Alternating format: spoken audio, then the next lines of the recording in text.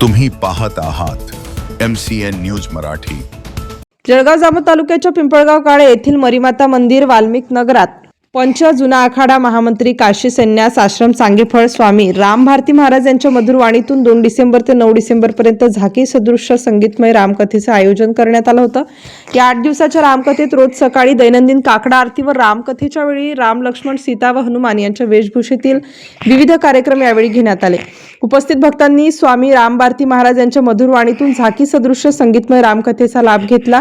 दिनांक 8 डिसेंबर सोमवार रोजी स्वामी राम भारती महाराज यांच्याकडून पुरणपोळीचे जेवण गावकऱ्यांना देण्यात आले व संध्याकाळी गावातून भव्य अशी शोभायात्रा काढण्यात आली।